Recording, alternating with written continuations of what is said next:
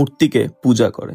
এখানে আপনারা যেই মূর্তিটি দেখতে পাচ্ছেন এটাই হচ্ছে সেই ফেরাউনের মূর্তি, যেই ফেরাউন আমাদের কোরআন শরীফে মেনশন করা আছে, যাকে নিয়ে এই ফেরাউন ছিল আমাদের মুসা আলাইহি ওয়াসাল্লামের সময়ে। এবং এই মূর্তির ঠিক অপোজিটে আপনারা আরেকটা ফেরাউনের মূর্তি দেখতে পারবেন, যেই ফেরাউনের নাম ছিল আখনাতুন। উনি ছিলেন ইউসুফ আলাইহি ওয়াসাল্লামের সময়ে, এবং ইউসুফ আলাইহি ওয়াসাল্লামই ওনাকে আখনাতুন নামটা দিয়েছিলেন, কারণ এই আখনাতুন শব্দের অর্থ এক আল্লাহতে বিশ্বাসী।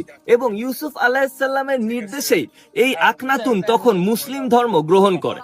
আপনারা হয়তো জানেন এই আখনাতুনই প্রথম ফেরাউন যে ইসলাম ধর্ম গ্রহণ করে, কিন্তু এই আখনাতুনের পরে আসা রেমসিস টু আর ইসলাম ধর্ম গ্রহণ করেনি। এবং বলা হয় এই রেমসিস টু ছিল সব থেকে অহংকারী এবং সব থেকে অত্যাচারী ফেরাউন।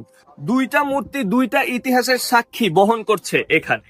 এখানে আপনারা যে পিলারটি দেখতে পাচ্ছেন এটা ফেরাউনদের গড যে আমুন রা ছিল তাকে পূজা করার জন্য বানানো হয়েছিল। এখানে আপনারা দেখবেন হাইরোগ্লিফসে অনেক কিছু লেখা আছে, যার অর্থ হলো তাদের গডকে কখন কখন ইবাদত করতে হবে গডের জন্য সেটা লেখা আছে। তার পাশাপাশি অনেক রিলিজিয়াস সাইনও এখানে আছে। মিশরের